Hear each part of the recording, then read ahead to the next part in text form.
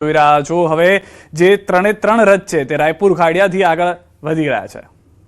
હાથી ઘોડા પાલખીનો નાદ ગુંજી રહ્યો છે, જય રણછોડ માખણ ચોરનો નાદ ગુંજી રહ્યો છે અને ભક્તો જે રીતે અધીરા બન્યા હતા દર વર્ષની જેમ આ વર્ષે પણ જ્યારે ભગવાન ખુદ ભક્તોના દ્વારે દર્શન આપવા માટે પહોંચતા હોય છે અને એ દ્રશ્ય ખૂબ જ અદ્ભુત હોય છે અને એ દ્રશ્ય ને પોતાના કેમેરામાં કંડારવા માટે ઘણા લોકો પોતાના મોબાઈલથી પણ ભગવાનના જે છે તે વિડીયો લઈ રહ્યા છે। સાથે સાથે ભક્તો ભગવાનના દર્શન કરી રહ્યા છે। જે રીતે ભગવાનનો રથ આગળ વધી રહ્યો છે, ભાઈ બલભદ્રજીનો રથ અત્યારે આગળ વધી રહ્યો છે અને એક અનોખો માહોલ અત્યારે રાયપુર ખાડિયામાં જોવા મળી રહ્યો છે અને આ દ્રશ્ય જે છે તે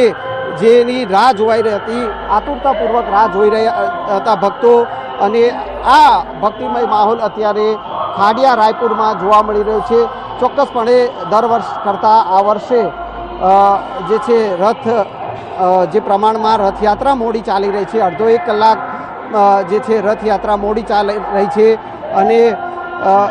જે મોસાળ 22 કિલોમીટર સુધીનો રૂટ છે કે જ્યાં તમામ રૂટ ઉપર ભક્તો આ જ પ્રમાણે ભગવાનની રાહ જોઈને બેઠા છે। ભગવાનને વધાવવા માટે પણ ભક્તો જે આતુર છે અને હાલ રાયપુર ખાડિયા ખાતે ભગવાન ભાઈ બલભદ્રજી છે તેમનો રથ અત્યારે રોકાયો છે અને ભક્તો દર્શન કરી શકે તે પ્રકારની વ્યવસ્થા પણ અત્યારે જોવા મળી રહી છે। મોટી સંખ્યામાં પોલીસનો ચુસ્ત બંદોબસ્ત છે આ સમગ્ર રથયાત્રાના રૂટ ઉપર જોવા મળી રહ્યો છે અને એક અનોખો માહોલ, ભક્તિમય માહોલ એ અત્યારે રાયપુર ખાડિયામાં સર્જાયો છે। જય રણછોડ માખણ ચોરનો નાદ ગુંજી રહ્યો છે અને હાલ ભાઈ બલભદ્રજીનો રથ જે છે તે ખલાસી ભાઈઓ જે રીતે ત્રણેય રથ ખેંચતા હોય છે અને એ ખેંચી અને રથને આગળ ધપાવતા હોય છે અને અત્યારે ખલાસી ભાઈઓ ભગવાન ભાઈ બલભદ્રજીનો રથ જે છે તે ખેંચી રહ્યા છે અને બલભદ્રજીને વધાવવા માટે ભક્તો જે છે તેઓ પણ અધીરા બન્યા હતા, તેમના દર્શન માટે અધીરા બન્યા હતા અને અત્યારે હાલ રથ ધીરે ધીરે આગળ વધી રહ્યો છે। રાયપુર ખાડિયાથી હવે આગળની તરફ જે છે તે રથ